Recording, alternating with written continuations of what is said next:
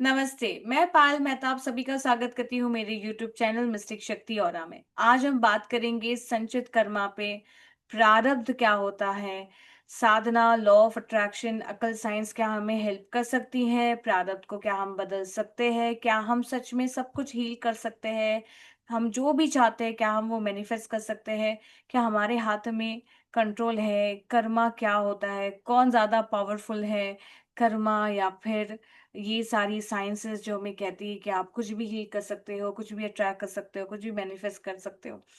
हमें क्या करना चाहिए? कैसे अपने लाइफ में आगे बढ़ना चाहिए? इन सभी पे आज हम बात करने वाले हैं। तो ये वीडियो बहुत ज़्यादा इंटरेस्टिंग होने वाला है। हो सकता है बहुत सारे क्वेश्चंस, कन्फ्यूजन का आपको इसमें से आंसर मिल जाए। तो वीडियो को अंत तक ज़रूर देखिए। अगर आपने मेरे यूट्यूब चैनल को सब्सक्राइब नहीं किया है, तो ज़रूर कर दें और बेल आइकन को भी हिट कर दें ताकि आपको हर अपकमिंग वीडियो के बारे में जानकारी मिलती रहे। आइए बिना टाइम वेस्ट करें हम शुरू करते हैं। संचित क्या है, प्रारब्ध क्या है, साधना और उन सब का क्या मतलब है, हमें करना चाहिए या नहीं करना चाहिए। ठीक है, तो संचित बेसिकली अक्यूमुलेटेड कर्मास है हमारे, जो भी पास्ट में हमने लाइफ्स को जिया है, जिस भी अवेयरनेस कॉन्शियसनेस में जो भी लेवल के हमने कर्मास किए हैं, वो सारे हमारे संचित कर्मास है जो अक्यूमुलेटेड कर्मा है। सारे के सारे इस लाइफ में एक्टिवेटेड नहीं है। जब हमने इस धरती पे जन्म लिया, ये जन्म में लेने से पहले हमने एक कॉन्ट्रैक्ट बनाया। वैसे हर जन्म में हम बनाते हैं। तो हम कॉन्ट्रैक्ट बना के हम बोलते हैं कि इस परिवार में मुझे जन्म लेना है, इस तारीख को, इस समय पे मुझे यही सारी एक्सपीरियंसेस लेना है, यही सारे प्रॉब्लम्स और चैलेंजेस को या जो भी मैंने कर्मास किए हैं इनको मुझे रिजॉल्व करना है। ये टाइम पे मुझे एक्सिट करना है और इस तरीके से मुझे एक्सिट करना है। मुझे बीमारी लेनी है या मुझे एक नेचुरल डेथ चाहिए या मैं एक्सीडेंट में मरूंगा या जो भी है। तो सोल अपना एक कॉन्ट्रैक्ट बना के यहाँ पे आती है और बोलती है ये इतने प्रारब्ध जो है मैं इस जन्म में भुगतूंगी, ये लाइफ स्पैन में इतने साल मुझे जो है जीना है। ठीक है, तो ये हमारा हो गया प्रारब्ध। अब इसमें से जो इंटेंस प्रारब्ध है, भी प्रारब्ध कोई नहीं बदल सकता, इसमें आपका कंट्रोल नहीं है, ये आपको भुगतना है। मतलब आपने तो बर्थ ले लिया जहाँ लेना है, ठीक है, आपने डिसाइड कर लिया। ऐसा अब आप ये तो नहीं बोल सकते कि मैं साधना करके मेरा बर्थ ही बदल दूं, वो नहीं होगा। और जिस जगह पे आपने बर्थ लिया है, जिस समय पे लिया है, जो भी आपका सोल कॉन्ट्रैक्ट है, उसी तरह से आपकी कुंडली बनी है। अब हम रोते हैं कुंडली को देख के, कुंडली इतनी डेंजर है, ये ग्रह इतना खराब है, वो ग्रह इतना खराब है, ये है वो है, तो हम डर जाते हैं।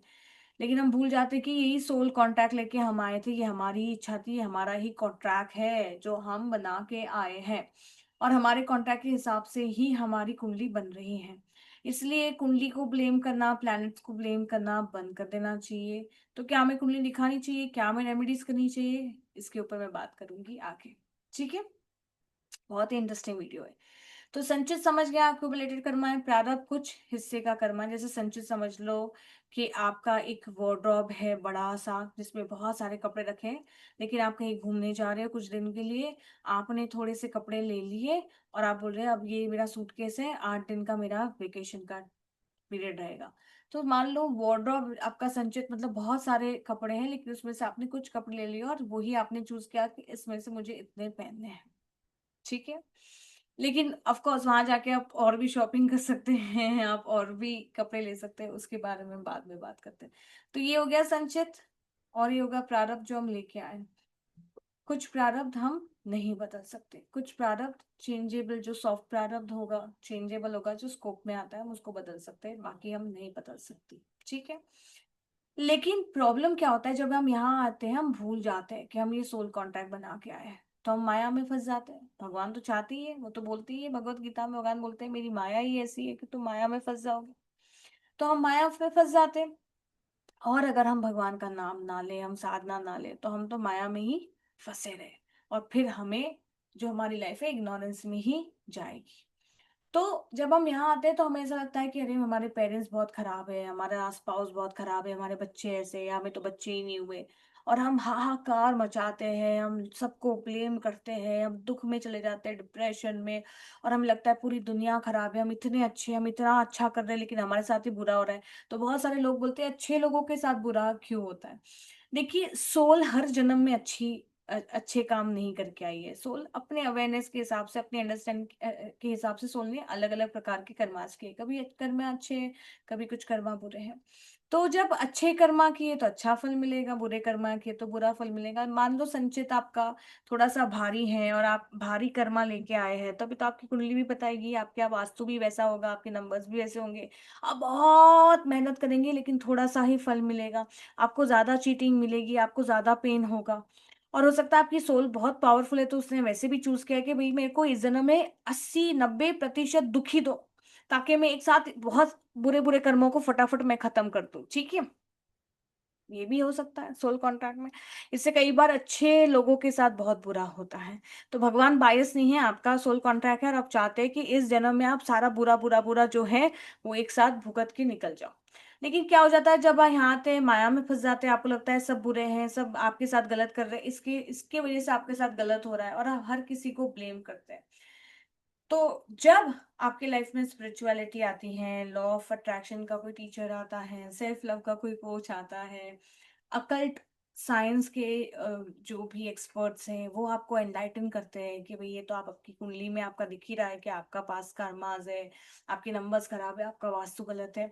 तब आप थोड़े से जागते हो, आपको समझ में आता है कि आपके आप में, आपके पास पूरा कंट्रोल नहीं है, पर आपके पास पावर है जिससे आप अपने एक्सपीरियंस को बदल सकते हैं। मान लो आप कुछ भी नहीं कर रहे, स्ट्रेट अपनी लाइफ जैसी हो रही है वैसे जी रहे हैं, आप कुछ भी नहीं कर रहे, तो क्या होगा, आपके रिएक्शंस बहुत ज्यादा होंगे। आपको ये अवेयरनेस ही नहीं होगी कि ये मेरा सोल कॉन्ट्रैक्ट है, तो जितनी जब भी आपके साथ कुछ बुरा होगा आप रिएक्ट करेंगे, आप सबको ब्लेम करेंगे, और उस रिएक्शन में जब नेगेटिव इमोशंस में आप फंस जाएंगे, तो आपका वो कर्मा मल्टीप्लिकेशन में चल जाएगा, जो रिलीज होना चाहिए था वो रिलीज नहीं होगा, आप और नए कर्म उस इंसान के साथ उस सिचुएशन में बांध लेंगे। पुनरपि जननम पुनरपि मरणम लूप में आ जाएंगे, और आपकी जो आगे के कर्मा है, आगामी कर्मा, वो भी खराब हो जाएंगे। क्यों? क्योंकि अब आपका रिएक्शन हो रहा है, आप नेगेटिव बिहेवियर के पैटर्न में आ गए हैं, आपकी थिंकिंग और आपका इमोशनल पैटर्न बहुत डिस्ट्रक्टिव हो गया है, और आपके जो आगामी कर्म, जो उसके बेसिस में जो आप अब कर्मा कर रहे हो, वो भी आपके खराब हो गए हैं। तो जो आप रिलीज करने आए थे, अब वो मल्टीप्लिकेशन में चले गया, वो लूप में आ गया, और आपके आगे के कर्मा भी खराब हो गए। तो अब वो चीज जो आप कम करने आए थे, आपने उसको बढ़ा दी। इसलिए साधना, एनएलपी, सेल्फ लव, जो भी टूल आप चूज करना चाहते हो, ये आपकी बहुत ज्यादा मदद करेंगी, आपको लाइफ में अवेयरनेस देगी, आपको एक्सेप्टेंस में लेके आएगी, आपको पीस पे लेके आएंगी। तो आपको समझ में आएगा ये मेरा सोल कॉन्ट्रैक्ट है, मैं यहाँ पे इसको इस तरीके से एक्सपीरियंस करने आई थी, अब मैं उसे रिलीज करती हूँ, मैं अपने कॉन्ट्रैक्ट को चेंज करती हूँ, आपकी हीलिंग होगी, आपकी एनर्जी इंप्रूव होगी, आपकी वाइब्रेशनल फ्रीक्वेंसी हाई होगी, और उस वाइब्रेशनल फ्रीक्वेंसी में रहते हुए आप वो सारी डीप डाउन जो आपकी जो कोर डिजायर्स हैं, आप उसको मैनिफेस्ट करोगे और आपकी लाइफ बदल जाएगी। तो इन अ वे आप अपने डेस्टिनी के क्रिएटर बन जाएंगे। इन अ वे आप बोल सकेंगे कि लॉ ऑफ अट्रैक्शन के साथ मैं अलाइन होके अपने आप को मैंने हील कर दिया, ट्रांसफॉर्म कर दिया, और मैंने लाइफ में वो मैनिफेस्ट किया जो मैं चाहती हूँ या चाहता हूँ, ये हो जाएगा। इसके बहुत सारे फायदे हैं। सोल इवॉल्व हुई, उसने अपने एनर्जी को हील किया, जो वो रिलीज करने आई थी उसने वो ग्रेसफुली रिलीज किया, उसने अपने फ्यूचर कर्मास को अच्छा कर दिया, वो प्यूरिफिकेशन पे आ गई, और उसने अपने लेवल को डेफिनेटली इवॉल्व हुई तो बढ़ा दिया। तो इसके बहुत सारे फायदे हैं। ऑन द कॉन्ट्री, अगर आप कुछ नहीं करेंगे तो आप लूप में फंस जाएंगे। लेकिन यहाँ पे सबसे बड़ा ड्रॉबैक ये हो जाता है कि जब हम स्पिरिचुअलिटी पे के पाथ पे चलते हैं, लॉ ऑफ अट्रैक्शन के पाथ पे चलते हैं, जिस तरीके से इसको प्रेजेंट किया जा रहा है आज की, कि आप कुछ भी हील कर दोगे, आप कुछ भी मैनिफेस्ट कर सकते हो, आप क्रिएटर हो, आप ये हो, तो आपको लगता है कि आपकी लाइफ में कंट्रोल आ गया, आप जो भी चाहते हो आप उस चीज को कंट्रोल कर सकते हो, अपनी लाइफ को पूरी तरह से बदल सकते हो, सब कुछ कर सकते हो। नहीं, कुछ प्रारब्ध आपको भुगतना ही है। लेकिन स्पिरिचुअलिटी में आके आपकी सफरिंग कम हो जाती है। जब अकल साइंस में आप इंटरेस्ट लेते हैं, तो आप जब आपको पता चलता है कि कुंडली में मेरे ये ग्रह है, मैं ये रेमेडी करूं, उससे आपकी सफरिंग कम हो जाती है। जब आपके कुछ प्रारब्ध ऐसे होते हैं जिसको आप बदल सकते हो, और आपको पता चला कि भाई मेरे घर में ये वास्तु दोष है, तो मैंने ये वाली रेमेडीज करी, तो आपने अपनी सफरिंग को कम कर दिया, आपने कुछ हद तक उस सिचुएशन में अपने पावर को यूज करके, मतलब इन साइंसेस के थ्रू आपने अपने एक्सपीरियंस को अपवर्ड कर दिया है, अपने एक्सपीरियंस को आपने जो है एलिवेट कर दिया। लेकिन अगर आपकी लाइफ में डेथ लिखी है तो वो तो होनी ही है। फिर आपने वास्तु बदल दिया, रेमेडीज कर ली, साधना कर ली, जो होना है वो होगा। जैसे भगवत गीता में भगवान कृष्णा अर्जुन से कहते हैं कि ये सब तो वैसे भी मरे, तुम तो सिर्फ निमित्त हो, मैंने तो उनको वैसे भी मारना है, मैंने तो उनको ऐसे भी मार दिया है, तुम ना भी बोलोगे तो भी मैं उसको मार दूंगा। तो तुम्हारे से मेरी सृष्टि नहीं चल रही है, तुम हो तो मैं हूं ऐसा नहीं है।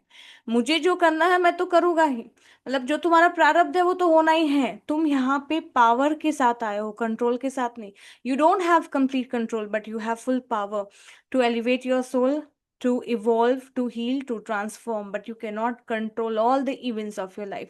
तो जब आप इस पाथ पे चलो, सरेंडरेंस रखनी है, ओपननेस रखनी है, आप ज्ञान लीजिए, जो भी आपके स्कोप में आता है आप उसे प्रैक्टिस करें, अपने अंदर एक्सेप्टेंस को बढ़ाएं। जो भी रेमेडीज आप कर सकते हैं ज़रूर करें, जो भी रिचुअल्स आप कर सकते हैं ज़रूर करें, मेडिटेशन करें, साधना करें, इन सब से आपका बहुत भला होगा। सफरिंग बहुत लेवल तक कम हो जाएगी। Pain is inevitable but suffering is a choice बोला जाता है। सफरिंग को आप डेफिनेटली कम कर सकते हैं इन सभी टूल्स से, अपने लाइफ एक्सपीरियंस को बेटर बना सकते हैं, अपने आगामी कर्मा को बहुत अच्छा कर सकते हैं। बहुत सारे टूल्स के थ्रू आप अपने लाइफ एक्सपीरियंस को बहुत बेहतर बना सकते हैं, और आपको ये करना ही चाहिए, क्योंकि इस लाइफ में जब आप इस प्लेनेट पे हो, इस बॉडी में रह के, तो आपका लाइफ एक एक्सपीरियंस बहुत अच्छा होगा ही। लेकिन when you leave this physical body, the experience your soul would have in the higher realms would be awesome, would be amazing, would be beautiful. Believe me, because the consciousness is already very high. Now there's no more pain leaving this body also. So when you are spiritually mature as a soul, when you work a lot, when you do too much of inner work, your experience in life changes. प्रारब्ध होगा लेकिन आपके ऊपर असर नहीं होगा। आप multiplication में नहीं जाएंगे, आप नेगेटिविटी में भी नहीं जाएंगे। और बहुत हद तक कई बार सोल्स अगर बहुत ज़्यादा मच्योर होगी, इवॉल्व होगी, तो वो सफरिंग तो जीरो हो ही जाती है, उनका पेन भी बहुत ज्यादा कम हो जाता है। चीज होगी वो, जैसे कट लगना है कट लग जाएगा, या फिर बहुत बड़ा एक्सीडेंट हुआ तो कम में हो जाएगा। और ये सारे टूल्स और रेमेडीज रिचुअल्स आपके ऊपर वो मलहम का काम करेंगे, मेडिसिन का काम करेंगे, पेन किलर का काम करेंगे, और कई बार बहुत अच्छे लेवल पे, बड़े लेवल पे आपकी हीलिंग भी हो सकती है, मिरेकल्स भी हो सकता है। स्कोप मैटर करता है। कुछ स्कोप में कुछ अलग लेवल के मिरेकल्स हो जाते हैं, हर किसी की लाइफ में नहीं। और कुछ लाइफ में तो मिरेकल्स होना ही part of the soul contract है, इसलिए भी होता है। बहुत डीप है ये सारी चीजें। तो जब आप इस पाथ पे चले तो सरेंडरेंस रखें, बहुत ज्यादा अटैचमेंट ना रखें अपने जो भी आउटकम्स है उनके साथ। अकल साइंस ऑफ कोर्स जब आप कर रहे हो तो करेक्शंस इसलिए करो, रेमेडीज इसलिए करो, रिचुअल्स कर रहे हो कि आपको आउटकम मिले। लेकिन जब मैं साधना की बात करूं, सेल्फ लव की बात करूं, इनर वर्क की बात करूं, तो वहां पे सरेंडरेंस बहुत ज्यादा हेल्प करता है, क्योंकि that is actually a method of purifying your soul, helping your soul to evolve, and experiencing life with a higher consciousness. That's the main idea. And becoming one, तो वो oneness को experience करने के लिए ये सारे tools होते हैं। I hope this video helps you to get good amount of clarity. आपको समझ में आएगा कर्मा का क्या रोल होता है, ये सब करने में क्या हेल्प मिलती है, इसको करना चाहिए या नहीं करना चाहिए। डेफिनेटली सब चीजों को करना चाहिए, डेफिनेटली, क्योंकि आपको नहीं पता आपका कौन सा सोल, सॉरी, कौन सा कर्मा आपका चेंजेबल है। हो सकता है आप सोल कांटेक्ट में मिरेकल्स लेके ही आए हो, तो आपको ये भी नहीं पता है कि मिरेकल, तो इसलिए कर्म कभी नहीं छोड़ना है। लेकिन जैसे भगवत गीता में कहते हैं कि फल की चिंता, मैं बोलूंगी ये ज्यादा अच्छा मेथड है, फल की चिंता ना करें, विजुअलाइज करें आप जो चाहते हैं, लेकिन सरेंडेंस का एलिमेंट जरूर रखें। क्योंकि बहुत बार जब फल को ध्यान में रखते हुए जब साधना की जाती है या कोई भी टूल को प्रैक्टिस किया जाता है, तो वो अटैचमेंट लेके आता है, वो कंट्रोल की फीलिंग को, वाइब्रेशन को वो अपने साधक के मन में या किसी भी प्रैक्टिशनर के मन में उसको प्रबल बना देता है, which is not an ideal thing. right?